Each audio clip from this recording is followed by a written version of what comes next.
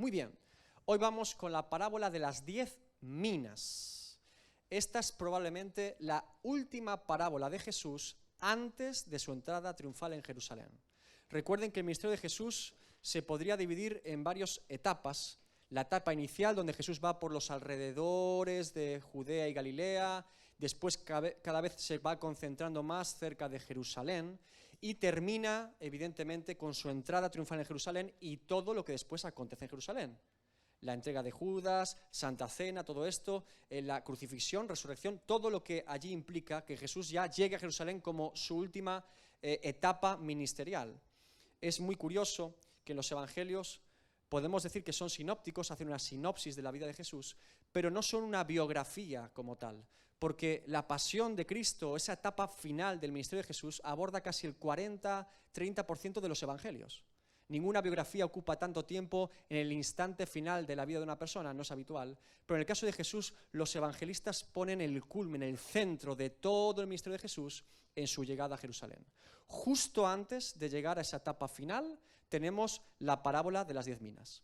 Y no debe ser confundida con la parábola de los 10 talentos, porque son 10 y hacemos esa confusión, ¿sí? Una está en Mateo, esta está en Lucas y no es exactamente el mismo mensaje. Sí, la estructura es muy parecida, pero no son la misma parábola. Por lo tanto, hoy estamos con las 10 minas. Muy bien. Como contexto, como les he dicho, recuerden que el ministerio de Jesús era itinerante. Él iba por pueblos, ciudades, aldeas, predicando el evangelio, a veces incluso iba a desiertos, las multitudes iban a buscarlo para oír el mensaje del evangelio. Y ahora, en esta última vuelta, en este último momento de su ministerio, después de 3 años y medio, Jesús va hacia Jerusalén. El evangelio de Lucas nos describe cómo él cada vez va acercándose más y más a su obra final o principal de su ministerio. Y en este circuito de visitas, justo antes de llegar a Jerusalén, Jesús entra en Jericó, una ciudad muy próxima al río Jordán y muy próxima a Jerusalén. Es la ciudad justo antes de llegar a Jerusalén cuando uno entraba por el río Jordán. Ahora, en ese contexto nos encontramos a Jesús entrando en Jericó y lo que ocurre en casa de Zaqueo el publicano. A algunos les suena Zaqueo el publicano, ¿verdad? Muy bien. Vamos a leer brevemente el contexto porque nos va a ayudar a entender la parábola. Dice Lucas 19:1. Habiendo entrado Jesús en Jericó, iba pasando por la ciudad. Es Jesús quien decide entrar en la ciudad. No siempre lo hacía. A veces se quedaba fuera de las ciudades, en lugares desiertos. No. Jesús entra en Jericó. Si recordamos en las Escrituras, sabemos que Jericó fue una ciudad destruida por Josué y bajo maldición de que no se volviera a reconstruir. Algunos se preguntarán, ¿cómo es posible que ahora Jericó esté en pie si Josué la destruyó? Vamos a Josué 6:26 y veamos lo que dijo Josué cuando se destruyó la ciudad de Jericó.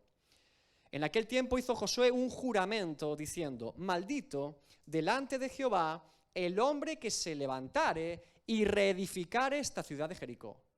Sobre su primogénito eche los cimientos de ella y sobre su hijo menor asiente sus puertas. La maldición sería, en este caso, que la persona que se atreviese a reedificar la ciudad, su hijo mayor y su hijo menor morirían. Así de fuerte es lo que lanza Josué contra la ciudad de Jericó. Dios había traído juicio a esa ciudad. Ahora, siglos después, un hombre llamado Giel, en los tiempos del rey Acab, fíjense lo que hizo. Primera de Reyes 16, 33-34. Hizo también Acab una imagen de Asera, haciendo así Acab más que todos los reyes de Israel que reinaron antes que él. En la época de Acab sabemos que era una época terrible, ¿verdad? Este rey con Jezabel hacían lo que bien les parecía. Para provocar, dice, la ira de Jehová, Dios de Israel. En su tiempo, Giel de Betel reedificó a Jericó. A precio de la vida de Abiram, su primogénito, echó el cimiento, y a precio de la vida de Segub, su hijo menor, puso sus puertas, conforme a la palabra de Jehová que había hablado por Josué, hijo de Nun. Este hombre reedifica la ciudad de Jericó, por eso la encontramos ahora aquí, edificada. Ahora, la ciudad de Jericó, en los tiempos de Jesús, era una de las ciudades más espléndidas y bonitas que había. Tenía palmeras, rosales, sicómoros, un teatro romano, un hipódromo romano. Era la ciudad favorita de Herodes el Grande y de Arquelao su hijo. Su clima era ideal y se la consideraba un pequeño paraíso en Judea. Tal es así que 100 años antes de que Jesús entre en Jericó, El general Marco Antonio había regalado, perdidamente enamorado de Cleopatra, esta ciudad a la reina egipcia. Era una ciudad muy particular de la época, muy bonita, la tenían en gran estima. Ahora, quiero que entiendan o piensen por un instante, Jesús entrando en esta ciudad, en una ciudad muy cercana a la capital de Jerusalén, y cómo esta ciudad se presenta bella, hermosa y preciosa allí, ¿no? Y cómo para el pueblo judío es tremendo porque simboliza esta ciudad el inicio de la conquista de la tierra prometida. Todo judío era importante, Jericó, era algo que ponían en valor. Ahora Jesús decide entrar. Antes de llegar a Jerusalén, entra por las puertas de Jericó. Lucas 19, 2 al 4. Y sucedió que un varón llamado Zaqueo, que era jefe de los publicanos y rico, procuraba ver quién era Jesús, pero no podía a causa de la multitud, pues era pequeño de estatura, y corriendo delante subió a un árbol sicómoro para verle, porque había de pasar por allí. Debe entenderse que Jesús está yendo por la avenida principal de Jericó, porque fue en esa avenida donde habían plantado los sicómoros.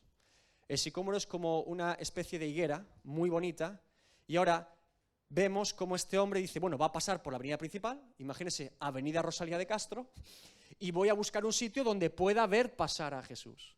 Debe entenderse en una ciudad tan grande como Jericó que las multitudes están inundando las calles, hasta tal grado que esta persona no se puede acercar a Jesús directamente, sino que busca un lugar donde siquiera pueda verlo, porque es de pequeña estatura.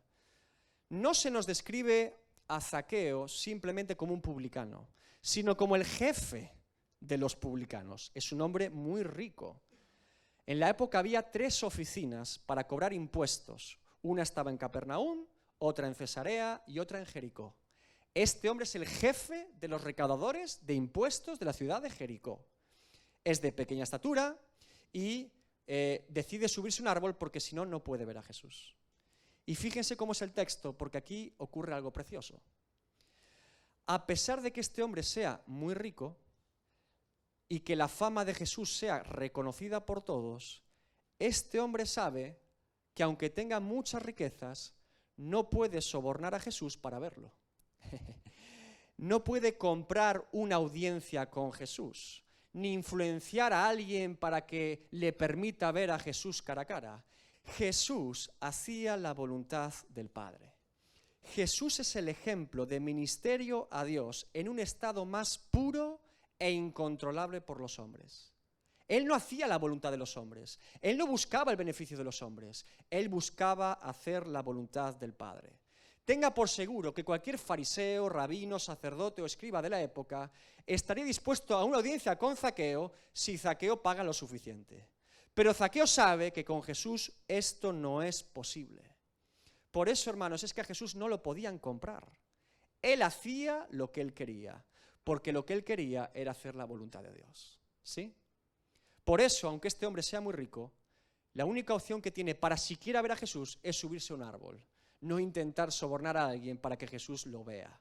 Ahora, Lucas 19, 5 al 6, seguimos. Cuando Jesús llegó a aquel lugar, mirando hacia arriba, le vio y le dijo: Zaqueo, date prisa, desciende, porque hoy es necesario que pose yo en tu casa. Entonces él descendió a prisa y le recibió gozoso. Literalmente se nos describe que Jesús se autoinvita a la casa de Zaqueo. Es Jesús quien dice: voy a tu casa. Y Zaqueo literalmente no se puede negar de recibir a Jesús en su casa. Zaqueo quería conocer a Jesús y Jesús quería conocer a Zaqueo. ¿Se dan cuenta? Jesús dice: voy a tu casa. Y Zaqueo dice: vale, pues ven a mi casa. Seguimos, Lucas 19, 7 al 8.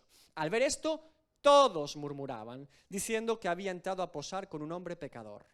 Entonces Zaqueo, puesto en pie, dijo al Señor. Imagínense a Zaqueo puesto en pie, no es que estuviera muy puesto en pie porque era bajito, ¿verdad? Pero puesto en pie dijo al Señor: he aquí, Señor, la mitad de mis bienes doy a los pobres, y si en algo he defraudado a alguno, se lo devuelvo cuadruplicado. ¡Wow! Está claro que los judíos religiosos de la época ven a Jesús entrando en la casa de Zaqueo y no les gusta en absoluto. Jesús ya es consciente de la actitud y pensamiento de estas personas, pero no le preocupa en absoluto. Él quiere ir a casa de Zaqueo y él va a casa de Zaqueo. Ahora, este jefe de los publicanos tiene un encuentro verdadero con Jesucristo en su propia casa. Recuerden, hermanos, que para un verdadero arrepentimiento implica 3 realidades.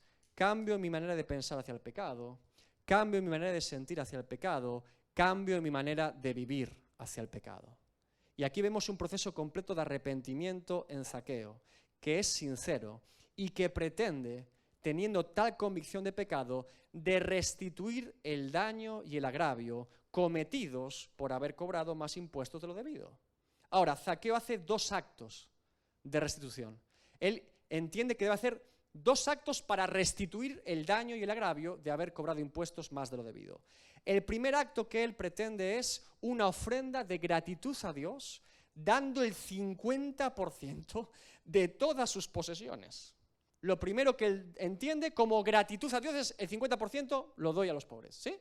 Ese es el primer acto de restitución de Zaqueo. El segundo es devolver con intereses a quien haya defraudado Zaqueo. El rango de restitución en la ley levítica era o una quinta parte o hasta el doble de lo que habías defraudado, según cómo habías pecado contra la persona.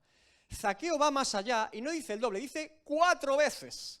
Zaqueo va mucho más allá de lo que la ley le ordenaba. Seguimos un poco después. Lucas 19, 9 al 10, Jesús le dijo: hoy ha venido la salvación a esta casa, por cuanto él también es hijo de Abraham, porque el Hijo del Hombre vino a buscar y a salvar lo que se había perdido. Esto es tremendo. Jesús no solamente dice que Zaqueo ha sido salvo en esa casa, sino que parece indicar que más personas en la casa han tenido un encuentro con Cristo. La salvación ha llegado a la casa. Cuando Jesús dice que Zaqueo es hijo de Abraham, no está recordándole a Zaqueo que es judío, eso ya lo sabía Zaqueo, sino más bien está afirmando que Zaqueo es un justificado por su fe. Esta realidad de que somos hijos de Abraham por causa de la fe, la explica Pablo en Gálatas. Vamos a Gálatas 3:9. De modo que los que son de la fe son bendecidos con el creyente Abraham. Gálatas 3:29. Y si vosotros sois de Cristo, ciertamente linaje de Abraham sois y herederos según la promesa. ¿Se dan cuenta? La misma verdad que Cristo. Y les recomiendo la lectura del capítulo 4 a los Romanos, donde Pablo desarrolla esta verdad. Somos linaje de Abraham, somos parte del linaje de los justificados por su fe, porque creyó Abraham a Dios y le fue contado por justicia. Es la misma verdad, es la misma doctrina de Cristo. No tendría ningún valor decirle a un judío que es judío, porque Zaqueo ya lo sabía. Ahora, lo que Jesús está diciendo es que esta persona ha sido justificada por su fe. Por eso lo llama hijo de Abraham. Y esto nos lleva a una reflexión importante. Zaqueo no fue salvo ese día por devolver dinero o por dar ofrendas. Zaqueo no fue salvo por algún mérito o virtud personal en él. Zaqueo no fue salvo por su interés humano o curiosidad de querer conocer a Jesús. Zaqueo fue salvo porque Jesús, en lugar de pasar de largo, se presentó delante de un árbol, sabiendo que ese hombre estaba allá arriba, y le dijo: voy a tu casa. Zaqueo fue salvo porque la salvación, Cristo, había llegado a su casa. Si la salvación no hubiese llegado a su casa, Cristo, Zaqueo se hubiera quedado tal y como él era. Zaqueo fue salvo por gracia. Jesús decidió ir a su casa y salvarlo a él y los que estaban en su casa. Por eso, cuando Jesús dice la salvación ha llegado a esta casa, es la misma verdad de Dios que cuando Simeón ve al niño Jesús prácticamente recién nacido, dice: oh Dios mío, mis ojos han visto tu salvación. La salvación había llegado a la casa de Zaqueo. Ahora, ¿por qué? ¿Por qué Jesús quiso hacer este acto en Jericó justo antes de llegar a Jerusalén? Él dice: porque el Hijo del Hombre vino a buscar y a salvar lo que se había perdido. Un ejemplo más de la gracia y misericordia de Dios.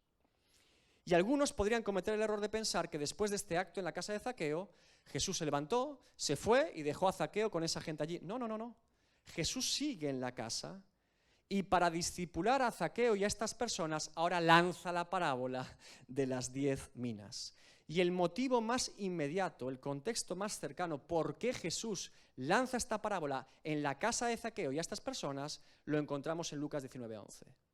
Oyendo ellos estas cosas, Jesús diciendo que había venido a salvar al que se había perdido, prosiguió Jesús, sigue hablando Jesús, y dijo una parábola. ¿Se dan cuenta? Jesús hacía discípulos, pero no los dejaba a su suerte, no, los discipulaba para que pudieran seguir en su caminar cristiano. ¿Cuál es el motivo de esta parábola? Lo dice el texto. Por cuanto estaba cerca de Jerusalén. Y ellos pensaban, los judíos, que el reino de Dios se manifestaría en un futuro inmediatamente. Vamos a la lectura de la parábola. Lucas 19, del 12 al 27. Dijo pues, un hombre noble se fue a un país lejano para recibir un reino y volver. Y llamando a 10 siervos suyos, les dio 10 minas y les dijo: negociad entre tanto que vengo. Pero sus conciudadanos le aborrecían y enviaron tras él una embajada diciendo: no queremos que éste reine sobre nosotros. Aconteció que vuelto él, después de recibir el reino, mandó llamar ante él a aquellos siervos a los cuales había dado el dinero para saber lo que había negociado cada uno. Vino el primero diciendo: Señor, tu mina ha ganado 10 minas. Él le dijo: está bien, buen siervo, por cuanto en lo poco has sido fiel, tendrás autoridad sobre 10 ciudades. Vino otro diciendo: Señor, tu mina ha producido 5 minas. Y también a este dijo: tú también sé sobre 5 ciudades. Vino otro diciendo: Señor, aquí está tu mina, la cual he tenido guardada en un pañuelo, porque tuve miedo de ti, por cuanto eres hombre severo, que tomas lo que no pusiste y siegas lo que no sembraste.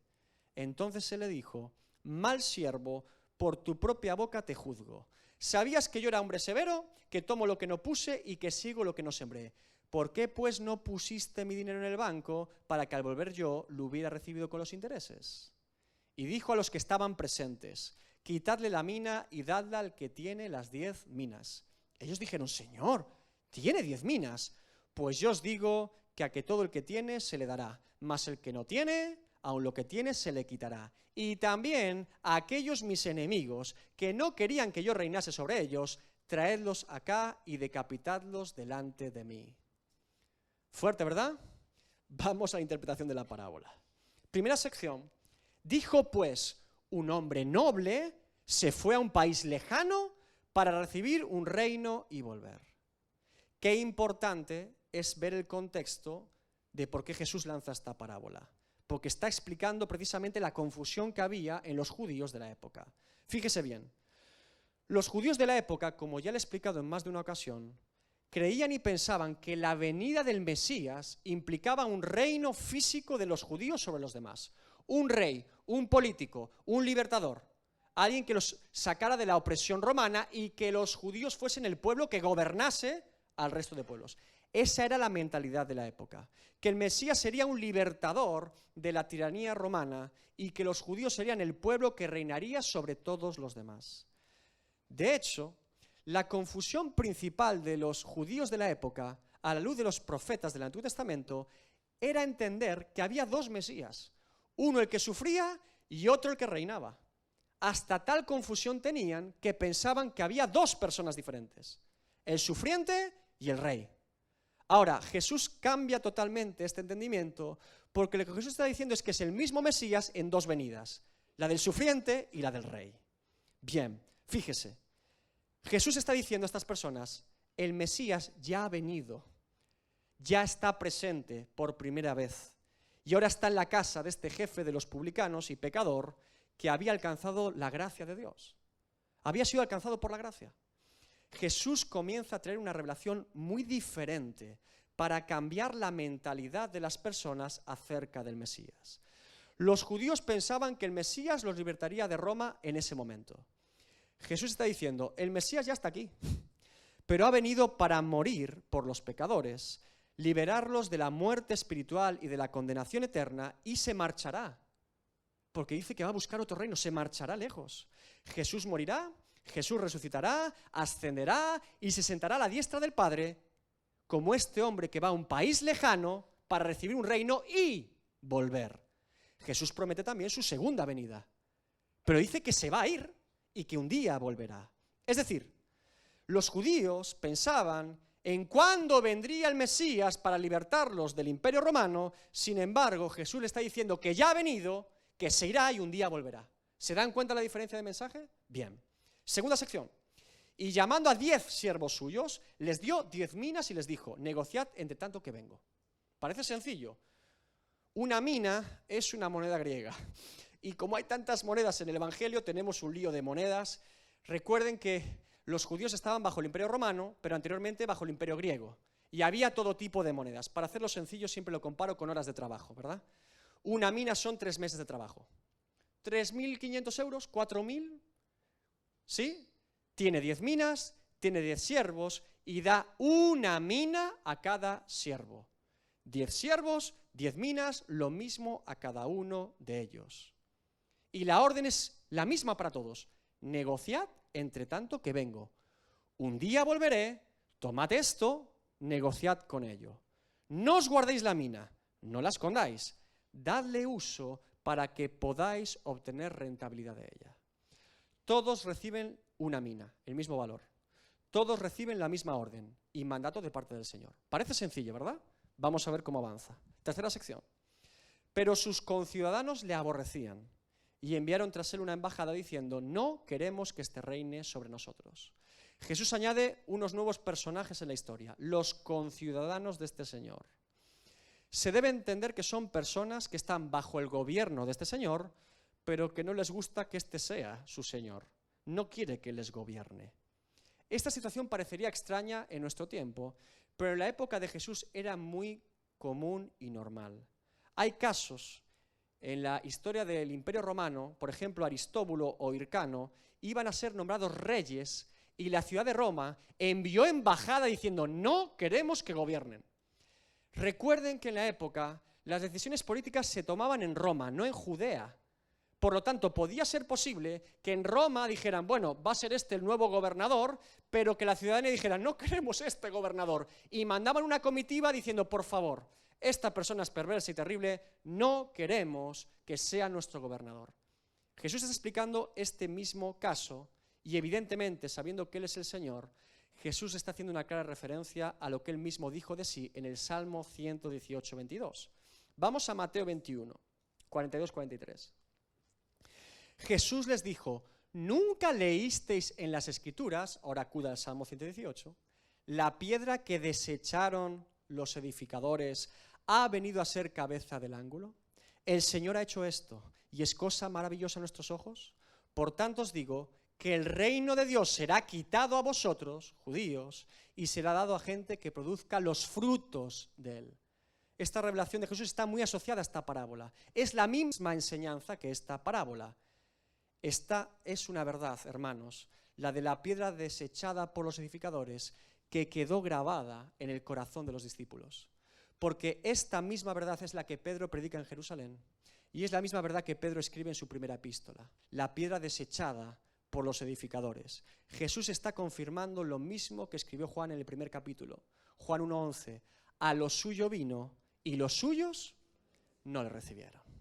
Cuarta sección. Aconteció que vuelto él, después de recibir el reino, mandó llamar ante él a aquellos siervos a los cuales había dado el dinero para saber lo que había negociado cada uno. Jesús está garantizando su obra en la cruz, su victoria y su regreso. Tremendo, ¿eh? Antes de entrar en Jerusalén, Jesús está garantizando que Él va a cumplir lo que ha venido a hacer y que Él va a volver. Él recibirá el reino y Él regresará. Hermanos, el mensaje del Evangelio es un mensaje cerrado. No se puede quitar ninguna pieza del puzzle. Es un mensaje condensado. El Evangelio de Jesucristo es un sistema teológico cerrado y armonizado. Está sellado por Dios mismo. No se puede pretender alterar lo más mínimo el Evangelio sin destruir por completo el mensaje. Repito, no se puede pretender alterar lo más mínimo del Evangelio de Jesucristo sin destruir por completo el mensaje. Si yo no reconozco mi condición de pecador delante de Dios y no confieso mis pecados delante de Dios, jamás reconoceré que necesito un Salvador. Si yo no reconozco que necesito un Salvador, nunca creeré que Jesucristo murió por mis pecados para ser mi justicia delante de Dios. Si no creo que Jesucristo murió por mis pecados, nunca creeré que Jesucristo resucitó para darme vida eterna en Él. Si no creo que Jesucristo resucitó para darme vida en Él y ascendió a la diestra del Padre, entonces nunca creeré que Él regresará. Si nunca creeré que Él regresará, entonces mi fe es en vano y no tengo esperanza. ¿Se dan cuenta? No puedo quitar nada, porque a lo mínimo que toco el mensaje, se destruye. La modificación implica no entender lo que Cristo ha hecho por nosotros. Por eso, el Evangelio de Jesucristo no se puede tocar ni modificar, solo se puede proclamar y anunciar. No tenemos derecho a nada más.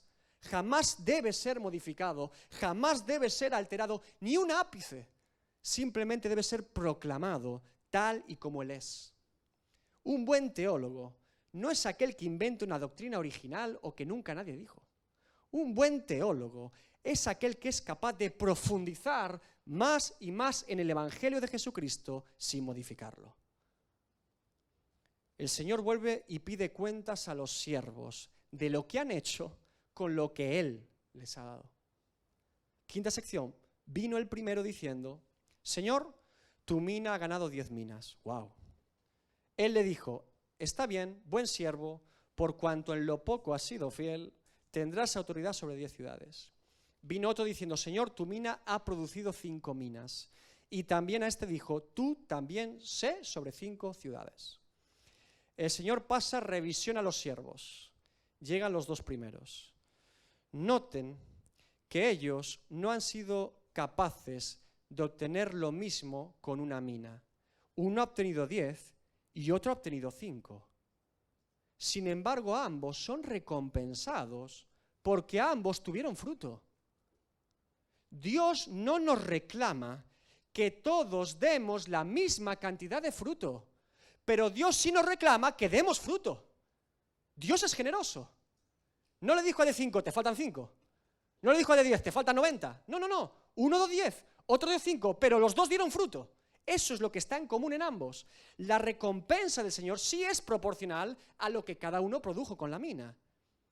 Noten además que estos siervos han sido capaces de obtener fruto con lo que han recibido porque son humildes. Dicen: Señor, tu mina ha ganado 10 minas. No dice mi mina, mi don, mi llamado, no, tu mina ha ganado ella. El mérito está en lo que tú diste, no en lo que yo soy. ¿Se dan cuenta? ¿De quién es la mina? Del Señor. ¿De quién es el fruto de la mina? Del Señor. Ellos no se otorgan ninguna virtud propia, puesto que la mina no es suya, ni el fruto producido por la mina es suyo. Sexta sección. Vino otro. Vamos con el otro ahora. Vino otro diciendo: Señor, aquí está tu mina, la cual he tenido guardada en un pañuelo, porque tuve miedo de ti, por cuanto eres hombre severo, que tomas lo que no pusiste y siegas lo que no sembraste. Bueno, este siervo debe ser entendido aparte, porque dice otro, a este lo ubicamos en otro rango aparte. No puede ser considerado desde mi punto de vista un verdadero creyente, porque llama al Señor severo e injusto. No conoce al Señor y parece reprocharle que le pida algún interés de lo que el Señor le dio, cuando fue el propio Señor que le dijo: haz algo con esto que te doy. Hermanos, le he dicho que una mina son 3 meses de sueldo, ¿no? ¿Quién guardaría en un pañuelo 3 meses de sueldo? Parece poco inteligente guardar en un pañuelo un sueldo de 3 meses. No parece muy protector, ¿verdad?, de ese sueldo. Bien, este hombre ha entendido por error que es suficiente con devolver lo que ha recibido, porque considera que lo que ha recibido no tiene utilidad y que no puede dar fruto con ello, que no es importante. No le interesa la gracia, no le interesa la fe, no le interesa la vida cristiana. Es un perezoso y acusa al Señor de ser severo y malo. Como le digo, debe entenderse a alguien sin fe verdadera, puesto que es la actitud propia de alguien que no conoce verdaderamente a Dios. De hecho, es la actitud típica de una persona cuando le presentamos el Evangelio. Dice: esto no me interesa, esto ¿para qué sirve? ¿Verdad? también es la actitud típica de un creyente nominal de iglesia evangélica hoy. Séptima sección. Entonces él le dijo: mal siervo, por tu propia boca te juzgo. ¿Sabías que yo era hombre severo, que tomo lo que no puse y que siego lo que no sembré? ¿Por qué, pues, no pusiste mi dinero en el banco para que al volver yo lo hubiera recibido con intereses? El Señor responde a este siervo con dos argumentos. Primer argumento, le dice que ni siquiera con hacer mucho, que simplemente con que hubiera puesto esa mina en un banco, ya hubiera obtenido intereses. Que es un perezoso terrible y negligente, porque no esperaba que hiciese mucho, simplemente poner el lugar que le correspondía. Ya el banco hubiese dado intereses. Este hombre lo ha hecho todo mal. Segundo argumento del Señor. El Señor toma las palabras de este siervo contra él y se las devuelve para demostrarle que su lógica está errada. Muchas veces nos encontramos con gente que dice: Dios es injusto, Dios es malo, Dios permite el pecado del mundo, Dios permite la injusticia, hay gente que muere de enfermedad, hay gente que muere de accidentes, hay hambre en el mundo, no todo el mundo se salva. ¿Qué clase de Dios es ese que me anuncias? Yo no creo en ese Dios. ¿Nunca les ha pasado? ¿Solo me pasa a mí? No, ¿verdad? Claro. Siempre que escuche ese argumento, respóndale dos cosas a esa persona. Dile: si tú dices creer en Dios, pero que ese Dios es injusto, que toma lo que quiere cuando quiere y no te da explicaciones, si crees que Dios es tan terrible como dices, ¿no deberías tú temblar de miedo y disponerte delante de Él? ¿No deberías intentar tú de alguna manera reconciliarte con Él? No vaya a ser que te despedace, ¿no? Dices que Dios es terrible y no tienes miedo de Él. ¿Por qué no tiemblas de miedo ante un Dios tan injusto? Con todo, si tú hablas así de Dios, ¿acaso Dios no es clemente con todos nosotros seres humanos, que aún no hemos sido fulminados por Él? ¿Cuántas blasfemias soporta Dios al día contra Él? Segundo argumento. Pero si por esas causas de creer que Dios es así, tú ahora niegas a Dios y la existencia de Dios y dices: Dios no existe, yo no quiero creer en un Dios así, entonces, ¿de qué le echas tú la culpa a Dios? Si para ti no existe. Es decir, si Dios no es así y no quieres creer en un Dios así, bien, entonces la culpa y los malos somos nosotros, no Él. ¿Se dan cuenta que no hay lógica? Es exactamente lo mismo que está haciendo el Señor para con este siervo. Este Señor no se molesta en explicarle a este siervo ni la bondad, ni la misericordia, ni la gracia. Directamente lo juzga por sus palabras. Una mala teología, un incorrecto entendimiento de Dios será juzgado por Dios ante nosotros y será utilizado como argumento en nuestra contra. Tremendo, ¿verdad? Octava sección. Y dijo a los que estaban presentes: quitadle la mina y dadle al que tiene las 10 minas. Ellos le dijeron: Señor, tiene 10 minas. Pues yo os digo que a todo el que tiene se le dará, mas el que no tiene, aun lo que tiene, se le quitará. Bien, esta frase no debe ser malentendida aquí. Jesús no está diciendo que le quitemos al pobre para darle a un rico. Creo que el Evangelio de Jesucristo es suficientemente claro con respecto a nuestra disposición, ¿verdad? A los pobres y a la gente necesitada. Ahora, Jesús se está refiriendo a la fe verdadera, a cómo un creyente proclama el Evangelio a otros y cómo esto lleva al creyente a cumplir con el llamamiento que Dios le ordenó, porque es glorificar a Dios en medio de los hombres.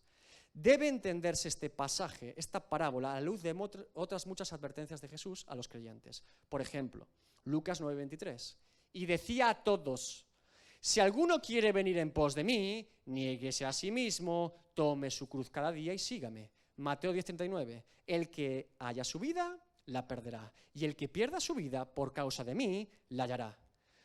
Cuando el Evangelio es valioso para mí, cuando Cristo es valioso para mí, el principal beneficiado de dicha verdad soy yo y también los demás, porque comparto de esa bendición. Cuando el Evangelio no es importante para mí, cuando lo escondo en un trapo, en lugar de compartirlo con los demás, entonces será dado a otro que lo valore justamente. ¿Se entiende? Bien. Novena sección, y también aquellos mis enemigos, que no querían que yo reinase sobre ellos, traedlos acá y decapitadlos delante de mí. La sección más fuerte, ¿verdad? El Señor vuelve y viene a ajustar cuentas. Llega el día del juicio.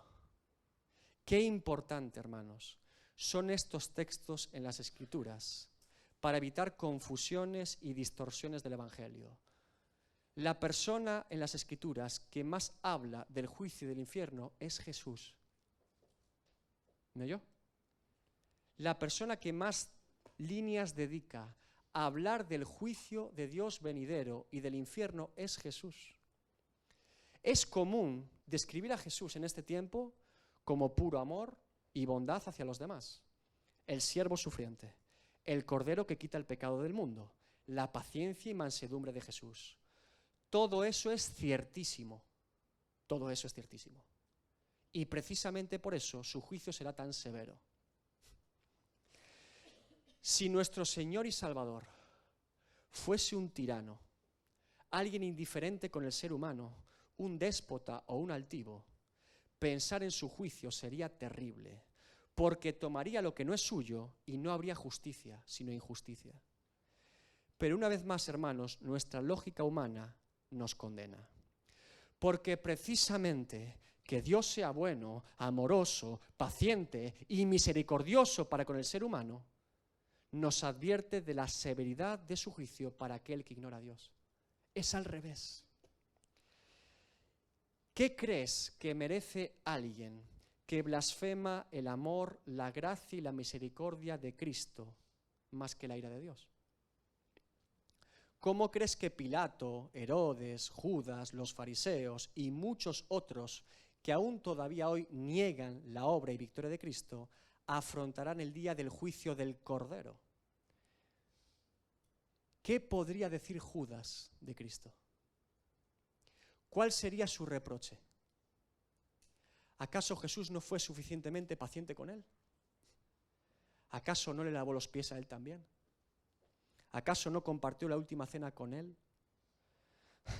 ¿Acaso no le dio potestad sobre demonios y enfermedades también a él? ¿Qué prédica no escuchó Judas? ¿Qué parábola no escuchó del Maestro? ¿Qué milagro no vio? ¿Qué mar no calmó delante de él? Claro, precisamente por la bondad del Señor, el juicio es tan severo, hermanos. Claro. Me resulta muy triste que en este tiempo se frivolice tanto con la persona de Jesucristo, como si el único sentido de la existencia de Cristo fuese mi perdón y salvación. Mucho cuidado con eso. Escúcheme bien. El Hijo de Dios, el Verbo, existía antes que usted y que yo existiésemos y fuésemos creados. Dios ya era perfecto sin nosotros y no necesitaba nada de nosotros. Dios no es menos Dios si yo no existiese. Dios no es menos Dios si yo no me salvase. Dios no es menos Dios si hubiese descartado a toda la raza humana, que es lo que nos merecíamos.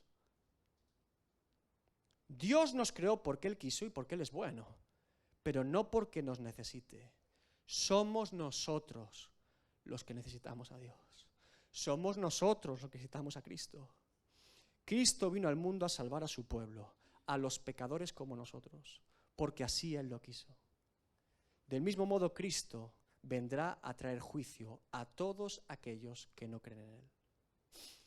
El relato de Apocalipsis sobre los tiempos finales no se centra en la ira de Dios Padre, se centra en la ira del Cordero. Nunca olvide eso. Apocalipsis 6, 15 al 17.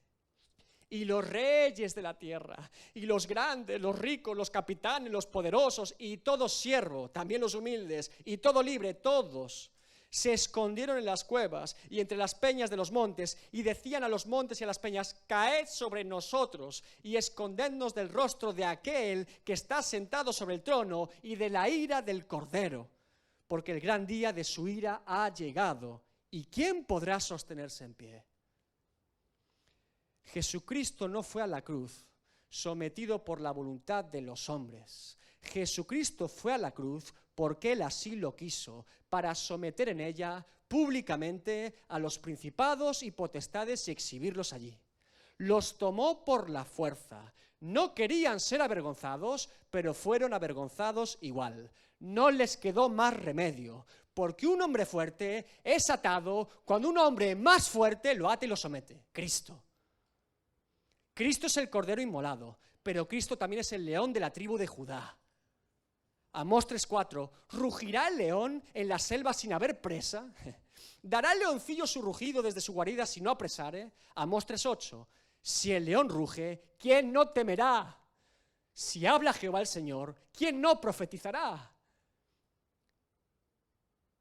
Si Jesús es el Salvador, es porque hay condenación y perdición. Si Dios manda preparar un arca a Noé, es porque hay un diluvio que viene. Si Dios manda salir de Sodoma y de Gomorra, es porque fuego y azufre van a alcanzar la ciudad. Si Jesús es el camino, la verdad y la vida, es porque fuera de Él hay confusión, mentira y muerte. Ese es el Evangelio de Jesucristo. No se puede modificar ni cambiar, solo proclamar. Aplicación de la parábola. Jesús advierte al nuevo creyente Zaqueo y a los que están con él que la misión de todo creyente, hermanos, es compartir el Evangelio. Jesús llama a Zaqueo hijo de Abraham por ser un justificado por su fe, no por dar dinero a los pobres. Ese acto de caridad es consecuencia de su fe. Gloria a Dios. Visita al enfermo, da dinero al pobre, hospeda a personas.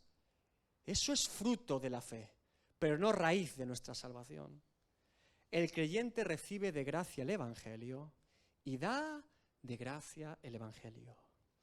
Jesús reubica a estos nuevos creyentes a entender que lo que Dios nos ha dado es a Cristo, el Evangelio. Lo que realmente es valioso no es la caridad de Zaqueo, ni la hospitalidad de Marta y María, ni la pasión de Pedro, ni la inteligencia de Pablo. Lo valioso en el creyente es Cristo en el creyente. Eso es lo que tenemos que compartir con los demás, hermanos. El mensaje de salvación, la buena nueva, el Evangelio, la mina. El Evangelio de Jesucristo descarta cualquier mérito que los hombres podamos otorgarnos. Todos nuestros pensamientos humanos tienen que ser destruidos, destronados y derribados cuando nos presentamos delante de Cristo. Porque la parábola es tremenda. No solo se trata de reconocer que la mina, el Evangelio de la salvación, es del Señor. No solamente se trata de reconocer que el fruto de la mina, que otros alcancen misericordia, también es del Señor. Es que después de todo ese trabajo de esos siervos, el Señor le dice a los dos primeros, en lo poco has sido fiel. ¿Por qué creen que el Señor trata de esta manera a estos siervos? No les dice, ¡guau! ¿Cuánto has hecho? ¡Guau! ¿Cuánto has hecho por mí? No, no, no. Les dice, en lo poco has sido fiel y yo, que soy bueno, en lo mucho te pondré. ¿Se dan cuenta? Jamás un hijo de Dios, escúcheme, jamás un hijo de Dios tendrá la sensación de haber hecho suficiente o mucho para Dios. El conformismo o la complacencia personal son antinaturales en un hijo de Dios. Y se lo dice uno que ha sido un conformista y complaciente consigo mismo muchos años. El conformismo y la complacencia propia no tienen lugar en el Evangelio de Jesucristo. No son posibles. Dice el apóstol Pablo en 1 Corintios 9, 18 al 23. ¿Cuál pues es mi galardón? Que predicando el Evangelio presente gratuitamente el Evangelio de Cristo, para no abusar de mi derecho en el Evangelio. Por lo cual, siendo libre de todos, me he hecho siervo de todos, para ganar a mayor número. Me he hecho a los judíos como judío, para ganar a los judíos. A los que están sujetos a la ley, aunque yo no esté sujeto a la ley, como sujeto a la ley, para ganar a los que están sujetos a la ley. A los que están sin ley, como si yo no estuviera sin ley, no estando yo sin ley de Dios, sino bajo la ley de Cristo, para ganar a los que están sin ley. Me he hecho débil a los débiles, para ganar a los débiles. A todos me he hecho de todo, para que de todos modos salve a algunos. Y esto hago por causa del Evangelio, para hacerme copartícipe de él. ¿Por qué el conformismo y la complacencia en un creyente no son compatibles con el Evangelio que recibió? Porque si yo alguna vez pretendiese presentarme delante de mi Señor para decirle lo mucho que yo he hecho por su causa, lo mucho que yo he hecho por Él, me temo que en ese mismo instante mi Señor me recordará que Él ha hecho mucho más por mí. Hermano, si alguna vez has sentido padecer mucho por causa de Cristo, déjeme recordar en esta mañana que Cristo padeció mucho más por causa de usted. Ese es el Evangelio. Yo no puedo comparar mis méritos con los méritos de Cristo. No puedo. Yo no puedo comparar mi corazón con el corazón de Cristo. Yo no puedo comparar mi mente con la mente de Cristo. Yo no puedo comparar mi vida con la vida de Cristo. Por eso, yo no quiero ni mis méritos, ni mi corazón, ni mi mente, ni mi vida. Yo quiero los suyos. Yo necesito los suyos. El correcto servicio a Dios no nace de un corazón que quiere impresionar a Dios.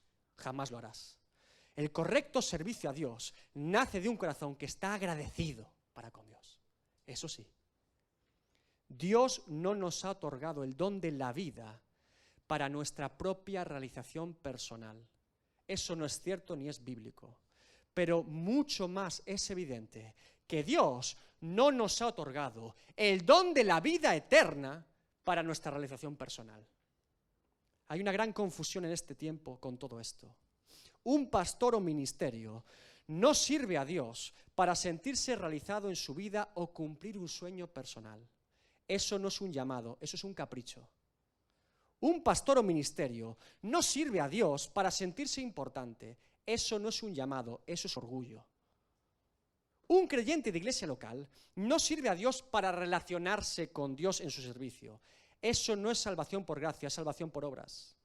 Un creyente de iglesia local no profesa su fe para que esto le produzca algún tipo de satisfacción personal o mérito.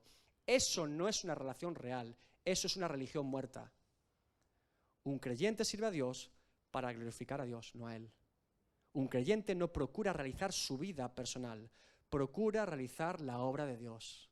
Un creyente no piensa en lo que le deparará esta vida, lo que piensa en un creyente es lo que le depara la vida eterna con Cristo. Y claro que Dios nos da plenitud de gozo, se lo leí antes. Cuando servimos a Dios, Dios nos da plenitud de gozo. Yo no estoy negando esto. Lo que intento expresar es que un creyente solamente podrá realizar su vida y propósito cuando Dios es glorificado. Ese es el propósito de vida de un creyente, puesto que fuimos creados para la gloria de Dios y no para la nuestra. La luz cumple su función cuando alumbra.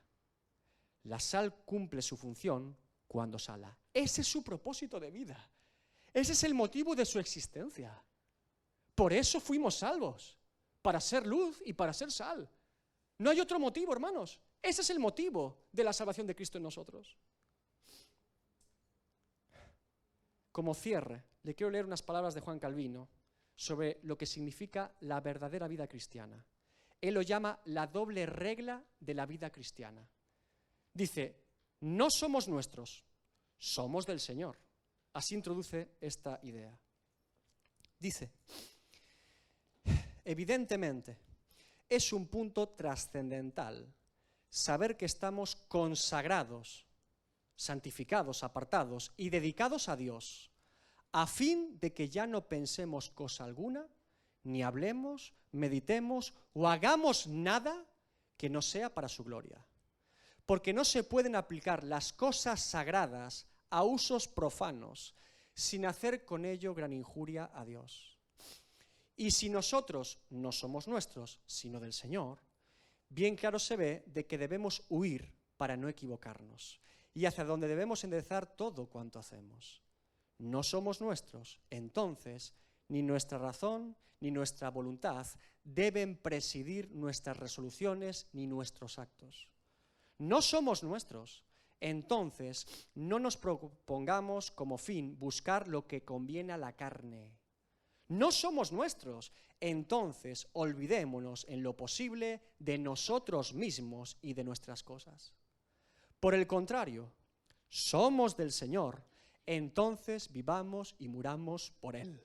Somos de Dios. Entonces, que su sabiduría y su voluntad reinen en todo lo que emprendamos. Somos de Dios. A Él, pues, dirijamos todos los momentos de nuestra vida como a único y legítimo fin. ¿Cuánto ha adelantado el que, comprendiendo que no es dueño de sí mismo, priva del mando y dirección de sí a su propia razón para confiarlo al Señor? Porque la peste más perjudicial y que más arruina a los hombres es la complacencia en sí mismos y no hacer más que lo que a cada uno le place. Por el contrario, el único puerto de salvación, el único remedio, es que el hombre no sepa cosa alguna, ni siquiera nada por sí mismo, sino que siga solamente al Señor para que le muestre el camino. Pues si vivimos, para el Señor vivimos, y si morimos, para el Señor morimos. Romanos 14:8.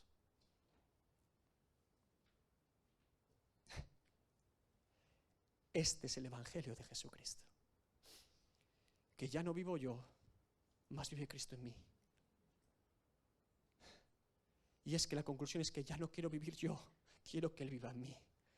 Porque yo ya sé lo que es vivir yo. Y ya no me apetece más vivir yo. ¿Se dan cuenta? ¿Qué has hecho con la mina que Dios te ha dado? ¿Qué estás haciendo con ella? ¿La tienes en un trapo? No lo hagas. No lo hagas. Da de gracia lo que Dios te dio de gracia. Porque nosotros no merecíamos lo que recibimos. No se trata del que yo le hable del Evangelio y lo merezca. Ninguno lo merecíamos. Precisamente por eso, todos pueden alcanzar misericordia entonces. Da de gracia. No busques a la persona más ideal en el mundo para predicar el Evangelio. Busca a aquel que era como tú, el peor. Busca al que te sientes reflejado en él cuando recuerdas quién eras tú sin Cristo. A cualquiera, hermano, a cualquiera. Ponte de pie esta mañana.